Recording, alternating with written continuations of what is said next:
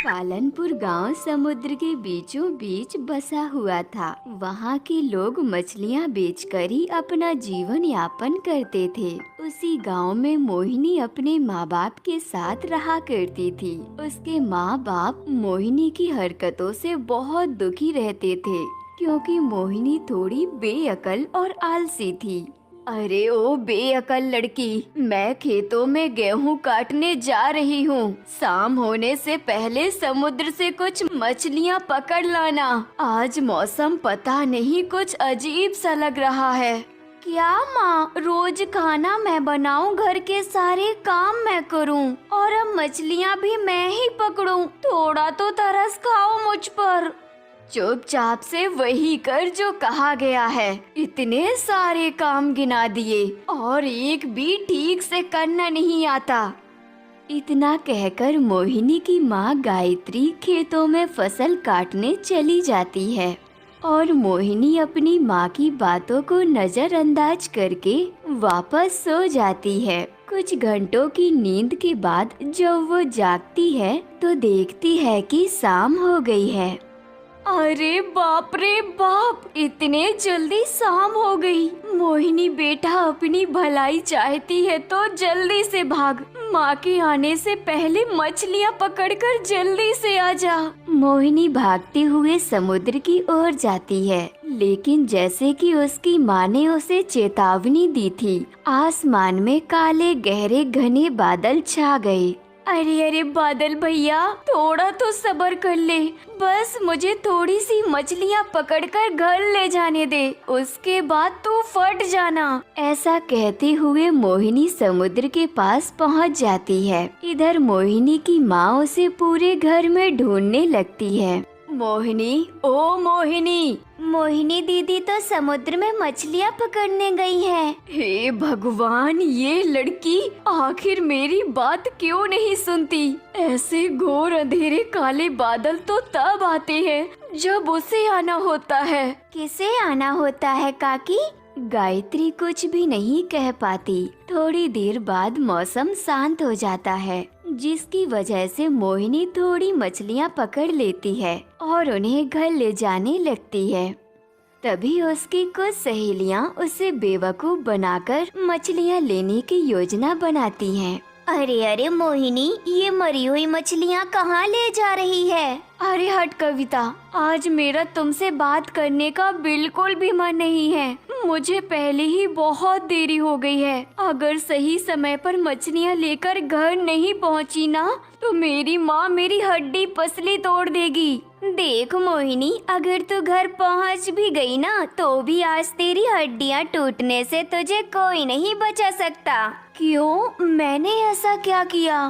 अरे मेरी बेअकल सहेली, भला क्या मरी हुई मछलियों को कोई पका कर खाता है? देख जरा, तेरे पास तो एक भी जिंदा मछली नहीं है।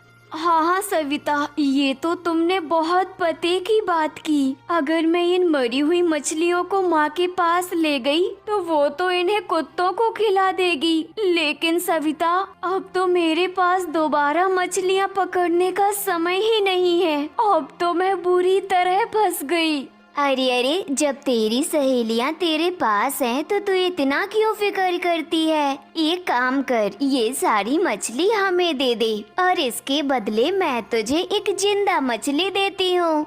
मोहिनी अपने दोस्तों की बातों में बहुत ही आसानी से फंस जाती है और वो एक जिंदा मछली लेकर घर की ओर जाने लगती है।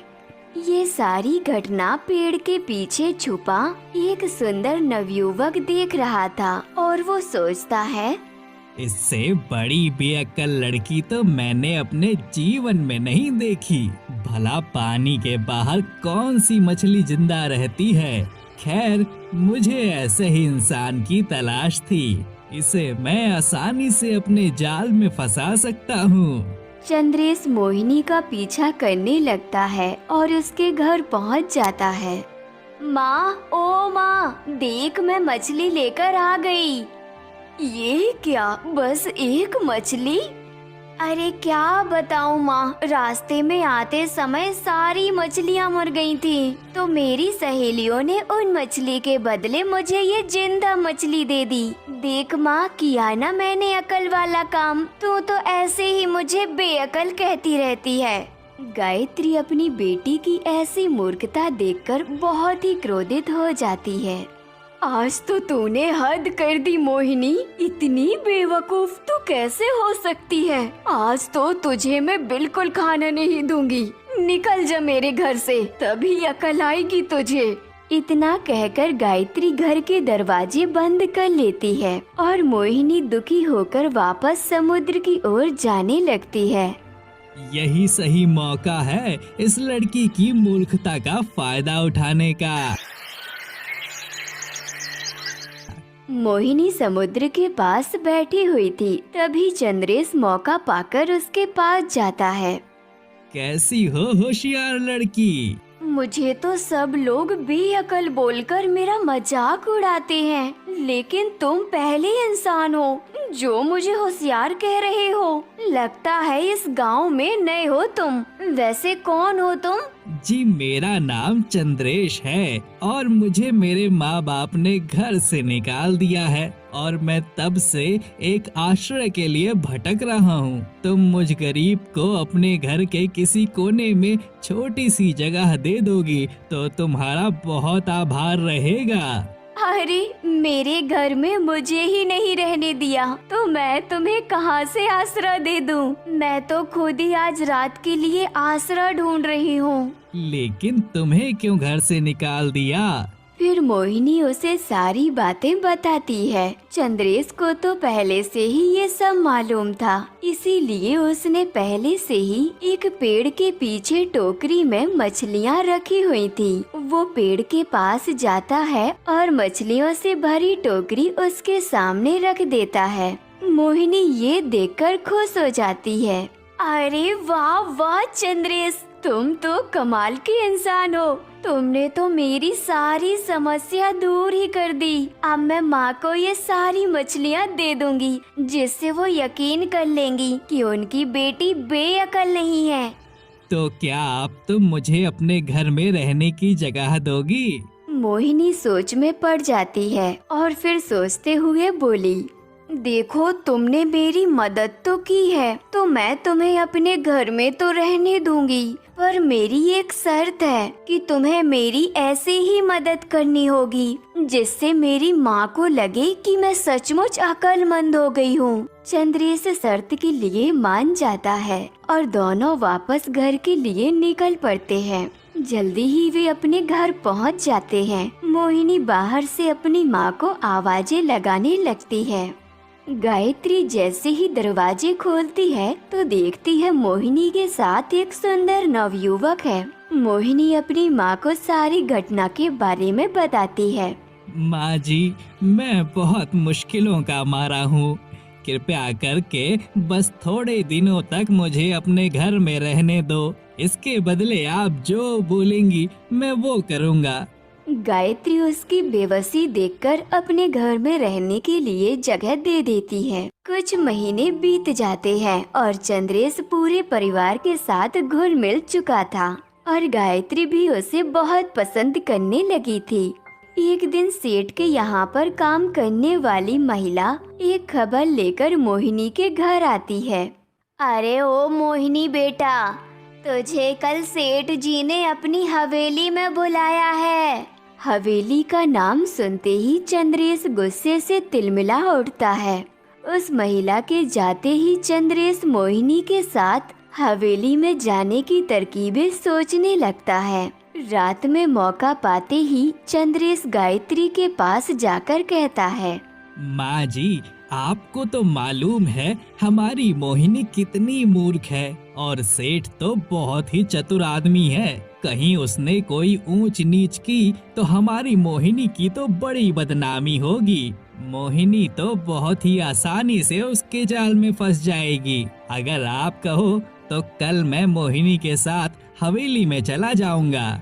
गायत्री को भी चंद्रेश की बातें सही लगती है और वो उसकी बात मान जाती है। अगले दिन दोनों सेठ की हवेली के लिए निकल पड़ते हैं। जैसे जैसे चंद्रेश उस हवेली के पास जा रहा था, वैसे ही उसका गुस्सा आग की लपटों की तरह भड़कने लगता है। मोहिनी जब उसे देखती है तो चिंतित होकर पूछती है, चंद्रेश, अभी तो तुम बिल्कुल ठीक थे, अचानक तुम्हें क्या हुआ? चंद्रेश उसे कोई जवाब नहीं देता। थोड़ी देर चलने के बाद वो हवेली में पहुंच जाते हैं। मोहिनी सेठ से मिलने भीतर चली जाती है और चंद्रेश बाहर रुककर हवेली को गौर से देखने लगता है, मानो कि उसे किसी चीज की तलाश हो। सुनो मोहिनी, मेरा बेटा विलायत से पढ़कर आया है और कल उसका 25वां जन्मदिन है और इस खुशी में मैंने पूरे गांव को दावत दी है, इसलिए तुम मुझे कल 80 किलो ताज़ा मछली लाकर दे देना। तभी उसका बेटा राजेश वहाँ आता है। मोहिनी की नज़र जैसे ही राजेश पर पड़ती है तो वो बस उसे घूरती ही रह जाती है। तभी राजेश अपने पिता से कहता है, लेकिन पिताजी, इतनी सारी मछली कौन खाएगा? ऐसे जीवों की हत्या करना तो पाप है। हाँ सेठ जी, राजेश जी एकदम सही कह रहे हैं। ये तो कभी कोई गलत बात कह ही नहीं सकते। इधर चंद्रेश घूमते घूमते हवेली के अंतिम छोर पर आ जाता है। तभी अचानक उसे कुछ दिखता है और उसकी आंखें चमक उठती हैं। वो जल्दी से भागकर उसी ओर जाता है, लेकिन तभी एक धमाका होता है और चंद्रेश अपने असली रूप में आकर मीलों दूर जाकर गिरता है। कहीं किसी ने मुझे देखा तो नहीं? चंद्रेश खुद को पेड़ों के पीछे छुपा लेता है। जिस चीज की तलाश मैं इतने सालों से कर रहा हूँ वो मेरे सामने है और मैं इसे छू भी नहीं सकता। अगर इस नायाब रत्न जड़ित अद्भुत पेड़ के फूलों को सही समय पर नागलोक नहीं ले गया तो मेरी माँ हमेशा के लिए मुझसे दूर हो जाएगी। चंद्रेश एक इच्छाधारी नाग था जो अपनी माँ को बचाने और अपने पिता के हत्यारे को मारने यहाँ आया था और इसके लिए उसने मोहिनी जैसी मूर्ख लड़की का सहारा लिया। थोड़ी देर बाद मोहिनी हवेली से बाहर आती है और वो चंद्रेश को ढूंढने लगती है। चंद्रेश जल्दी से अपने जख्मों को छुपाता है और उसके पास जाता है। कहीं मोहिनी ने मुझे मेरे असली रूप में तो नहीं देख लिया? ऐसा हुआ तो मैं उसे ही मार दूंगा। अरे तुम यहाँ हो, मैं तुम्हें कब से ढूंढ रही हूँ चंद्रेश। तुम्हें पता है आज मैंने राजेश को पूरे 15 साल बाद देखा। तो मैं क्या करूँ? तुम मुझे बस ये बताओ कि सेठ जी ने तुम्हें अंदर क्यों बुलाया था? फिर मोहिनी चंद्रेश को सारी बात बताती है। अच्छा, तो मोहिनी ने मेरा असली रूप नहीं देखा। और फिर वो दोनों घर की ओर निकल जाते हैं। चंद्रेश रास्ते भर उन फूलों को पाने की तरकीब सोचता रहता है जो उसने सेठ के बगीचे में देखे थे। मोहिनी, चंद्रेश, तुम दोनों ठीक हो ना? हाँ माँ, हम तो बिल्कुल ठीक हैं। लेकिन आप इतनी घबराई क्यों हैं? अरे आज सेठ के बगीचे में कोई सांप आया था, इसीलिए सेठ ने वहाँ की सुरक्षा को और भी बढ़ा दिया है। तो इसमें क्या बड़ी बात है माँ, सांप तो हर जगह होते हैं और वो पेड़ों के बीच नहीं रहेंगे तो क्या हमारे साथ इस घर में रहेंगे? इसमें सुरक्षा बढ़ाने की भला क्या जरूरत थी? मोहिनी, तू उस सेठ से दूर ही रहना। उसने बहुत से सांपों के परिवार उजाड़े हैं और उसका कोई न कोई दुश्मन उससे एक दिन जरूर बदला लेगा। माँ, ओ माँ, आज मुझे पूरे 80 किलो मछली पकड़नी है। आज शाम को मेरे राजेश का जन्मदिन है। मैं समुद्र में मछलियाँ पकड़ने जा रही हूँ। इतना कहकर मोहिनी खुशी खुशी मछलियाँ पकड़ने चली जाती है। शाम को सारे गांव वाले सेठ की हवेली में राजेश के जन्मदिन की दावत का लुत्फ उठा रहे थे। तभी सेठ एक ऐलान करता है, सुनो गांव वालों, मेरा बेटा आज 25 वर्ष का हो चुका है और मैं उसके विवाह के लिए एक उत्तम लड़की को ढूंढ रहा हूँ। और मेरी कुछ शर्तें हैं। ये सुनकर मोहिनी की आंखें चमक उठती है, क्योंकि वो भी राजेश को बचपन से प्यार करती थी। सेठ आगे अपनी शर्त को बताता है। मेरे विवाह के समय मेरे ससुर ने मुझसे सबसे नायाब और अद्भुत चीजों की मांग की थी और मैंने उन्हें वो चीजें लाकर भी दी थी। इसलिए उसी परंपरा को आगे बढ़ाते हुए मैं यहाँ ऐलान करता हूँ कि जो भी सबसे नायाब चीज को मेरे पास लेकर आएगा, मैं उसी को अपनी पुत्र वधू के रूप में स्वीकार करूँगा और उसका विवाह मैं अपने बेटे राजेश से करूँगा। ये सुन के मोहिनी बहुत ही खुश होती है। वो घर आकर अपनी माँ को ये सारी बातें बताती है। देख मोहिनी, मैंने तुझे कहा था ना, उस सेठ से दूर ही रहना। वो और उसके कारनामे किसी से छुपाए नहीं छुपे। वो खानदान तेरे लिए बिल्कुल भी सही नहीं है। मैं तेरी शादी वहाँ कभी नहीं होने दूंगी। लेकिन माँ, मैं राजेश को बचपन से पसंद करती हूँ और मैं उसी से विवाह करना चाहती हूँ। प्यार में बावली हो गई है तू। मैं तेरी शादी उससे कभी नहीं होने दूंगी। पता नहीं कब कौन से सांप उस सेठ से दुश्मनी निकालने के लिए तुझे ही खत्म कर दे। मोहिनी बेचारी अकेले घर से थोड़ी दूर आम के पेड़ के नीचे उदास होकर बैठ जाती है। ये सारी बातें चंद्रेश भी सुन लेता है। चंद्रेश को उस नायाब पेड़ के फूलों को पाने का रास्ता मिल जाता है। वो मोहिनी के पास आकर बोला, मोहिनी, तुम कहो तो मैं तुम्हें बता सकता हूँ कि राजेश को पाने के लिए तुम्हें कौन सी सबसे नायाब चीज को हासिल करना होगा। क्या सच में चंद्रेश, तुम्हें पता है क्या? मुझे जल्दी से बताओ ना। मैं वादा करती हूँ इस बारे में मैं किसी को नहीं बताऊंगी, अपनी माँ को भी नहीं, कसम से। मोहिनी, तुम्हें मालूम है कि सेठ ने उस बगीचे में इतना कड़ा पहरा क्यों लगाया है? क्योंकि वहीं पर सबसे नायाब चीज है। चंद्रेश उसे बताता है कि जब भी कोई साफ दिल का इंसान उस पेड़ को छूता है तो उस पेड़ की डाली डाली चमक उठती है और उसमें जो फूल लगते हैं उनके बीज किसी नागमणि से कम नहीं होते और नागमणि जैसी दिखने वाली हर चीज नायाब होती है। मोहिनी, क्या तुम उन फूलों को लेकर आ पाओगी? क्योंकि ये काम जोखिम भरा है और अगर सेठ को पता चला तो वो तुम्हें जान से मार देगा। मैं राजेश से विवाह करने के लिए कुछ भी कर सकती हूँ। 2 दिन बाद समारोह होने वाला है और सभी लोग अपने द्वारा लाए गए नायाब चीजों को सेठ जी को दिखाएंगे। मैं भी तभी उन्हें वो नायाब रत्न जड़ित नागमणि जैसा बीज दिखाऊंगी और फिर राजेश मेरा होगा। तुम्हारा धन्यवाद चंद्रेश। ये सुन के चंद्रेश बहुत खुश होता है और वो खुशी खुशी सोने चला जाता है। आधी रात होते ही मोहिनी चुपके से सेठ के बगीचे में जाती है। वो सभी की नजरों से बचकर ठीक वैसा ही करती है जैसे उसे चंद्रेश ने करने को कहा था। वो फूलों की तेज चमक को छुपाने के लिए उन्हें कपड़े में बांध लेती है।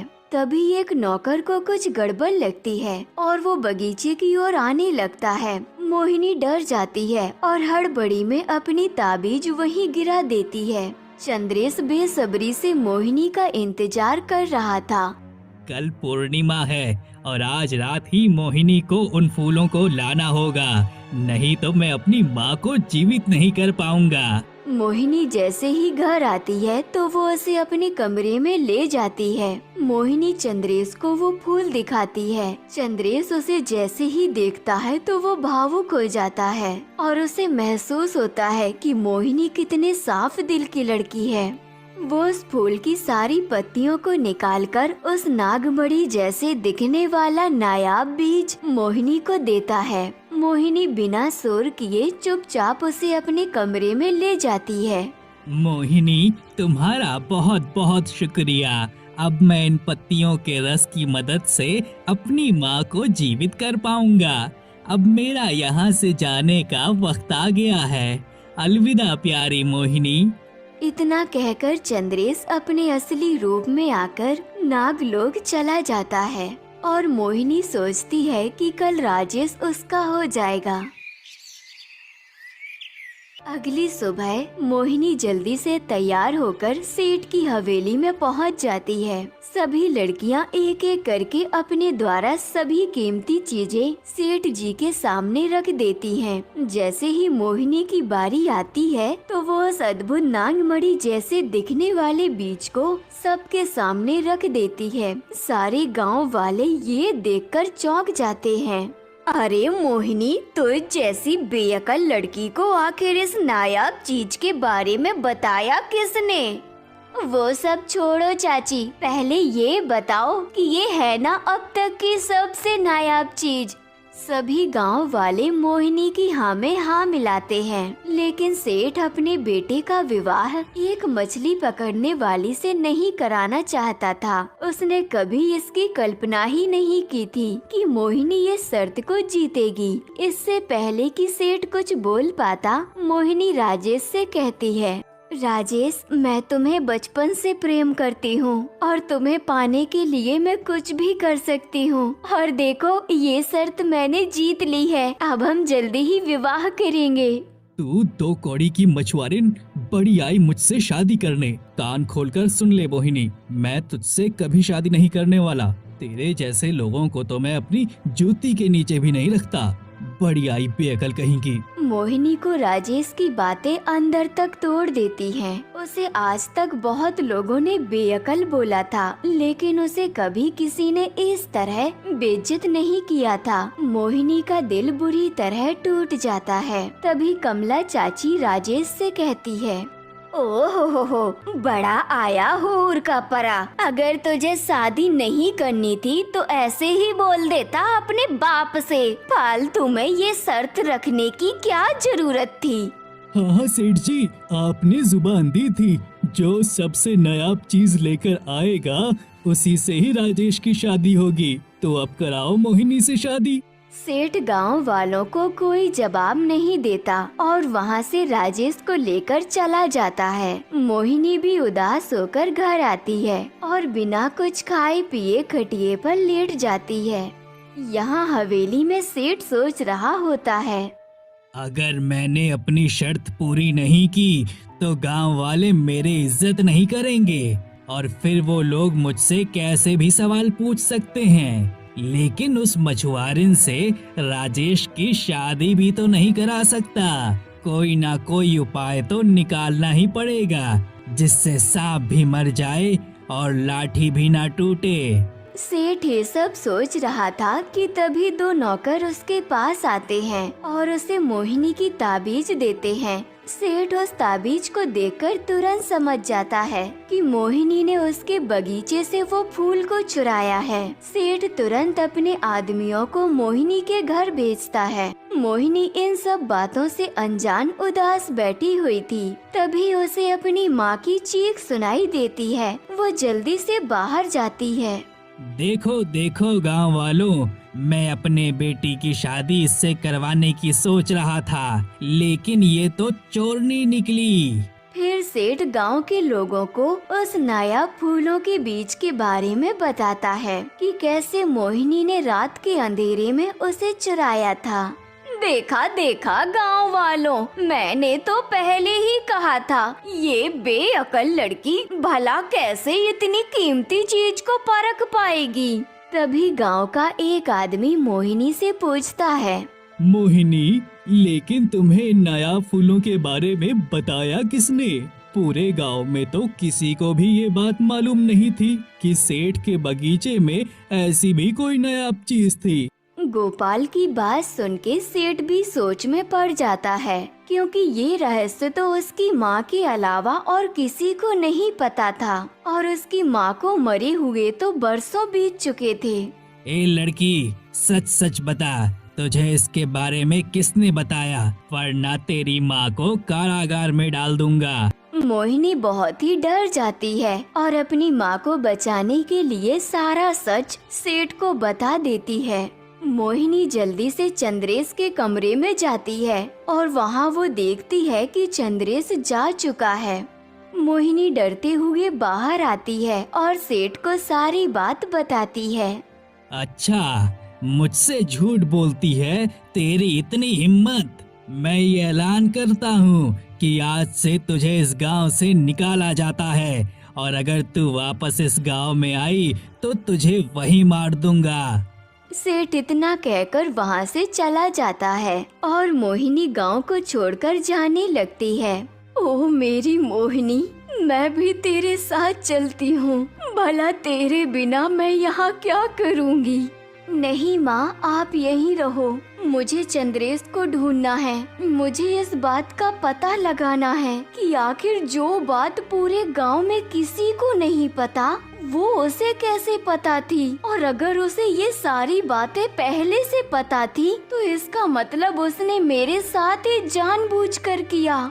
मोहिनी चंद्रेश को ढूंढने गांव से बहुत दूर आ जाती है। दूसरी तरफ चंद्रेश को मोहिनी की बहुत याद आ रही थी। इतना समय उसके साथ रहने के बाद कहीं न कहीं वो मोहिनी की मासूमियत देखकर उसे पसंद करने लगा था। चंद्रेश की माँ उसे परेशान देखकर उसके पास आती है।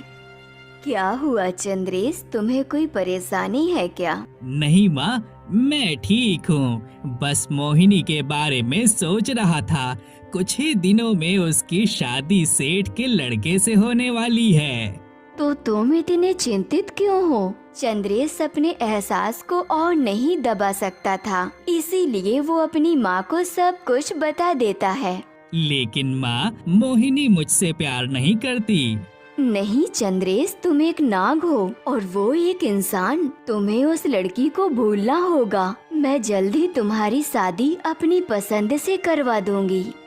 इतना कहकर नाग माता वहाँ से चली जाती हैं। लेकिन चंद्रेश का मन अभी भी मोहिनी के ख्यालों में डूबा हुआ था। वो अपनी माँ को बिना बताए मोहिनी के घर जाता है। उसे देखकर मोहिनी की माँ उसे रोते हुए सारी घटना बताती है। गायत्री ने 2 दिनों से कुछ नहीं खाया था, इसीलिए वो बेहोश होकर गिर पड़ती है। चंद्रेश गायत्री के लिए समुद्र से कुछ मछलियाँ पकड़ने जाता है। तभी गांव की एक औरत चंद्रेश को देखकर पहचान लेती है और वो तुरंत सेठ के पास जाकर ये सारी बातें बताती है। ओ सेठ जी, वो लड़की एकदम सही कह रही थी। मैंने अभी अभी मोहिनी के घर पर एक लड़के को देखा। आप जल्दी से जाइए, इससे पहले कि वो भाग जाए। सेठ ये सुनकर तिलमिला उठता है और वो अपने सिपाहियों को मोहिनी के घर जाने का आदेश देता है। सिपाही जब मोहिनी के घर जाते हैं तो उन्हें चंद्रेश नहीं दिखता, इसलिए वो लोग गायत्री को पकड़कर सेठ के यहाँ पर ले आते हैं और सेठ गायत्री को कारागार में बंद करवा देता है। यहाँ चंद्रेश थोड़ी देर बाद घर जाता है, पर वहाँ गायत्री को ना देखकर वो समझ जाता है कि कुछ गड़बड़ है। रात होती है। सेठ अपने बिस्तर पर सो रहा था। तभी चंद्रेश अपने असली रूप में सेठ को डसने जाता है। थोड़ी देर बाद सेठ की चीखों को सुनकर सिपाही उस कमरे में आ जाते हैं, लेकिन तब तक सेठ अपना दम तोड़ चुका था। सेठ के पैरों में सांप के काटने का निशान देखकर पूरे गांव में हंगामा मच जाता है कि सेठ जी को किसी सांप ने डस लिया है। चंद्रेश को अब एहसास होता है कि गांव से निकलना तो बहुत ही मुश्किल है, इसलिए वो हवेली के अंदर कमरों की तरफ जाता है। तभी उसकी नजर गायत्री पर जाती है। वो तुरंत गायत्री के पास जाता है और उन्हें वहाँ से आजाद करता है। गायत्री माँ, आप ठीक हो? चलो जल्दी से घर चलते हैं। सेठ को किसी सांप ने काट लिया है और वो मर चुका है। गायत्री चंद्रेश के साथ घर आ जाती है। यहाँ मोहिनी लगातार चंद्रेश को ढूंढे जा रही थी। वो एक बड़े से बरगद के पास बैठकर आराम करने लगती है। चंद्रेश, मेरी बेटी को ढूंढकर मेरे पास ले आओ। आज से मैं कभी उसे बेअकल नहीं कहूँगी। वो जैसे भी थी मेरी बेटी थी। तो सेठ मर चुका है, अब उसकी जान को किसी का भी कोई खतरा नहीं है। लेकिन माँ, वो किस दिशा में गई है? बेटा, वो तुझे ढूंढने गई थी। जिस दिशा से तू आया था वो उसी दिशा में गई है। चंद्रेश बिना देरी किए मोहिनी को ढूंढने चला जाता है, लेकिन उसे मोहिनी कहीं नहीं मिलती।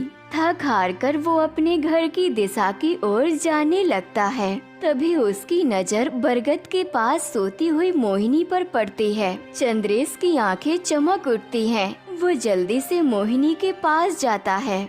चंद्रेश की आहट सुनकर मोहिनी की नींद टूट जाती है। चंद्रेश, अच्छा हुआ तुम मुझे यही मिल गई। अब चुपचाप मुझे बताओ कि तुम्हें उन फूलों के बारे में कैसे पता चला। मुझे सब कुछ सच सच बताओ चंद्रेश। चंद्रेश मोहिनी को सब कुछ सच सच बता देता है। ये सुनकर मोहिनी को तो मानो सदमा लग जाता है। वो डरते डरते कहती है, तो तुम यहाँ मुझे बचाने आए थे?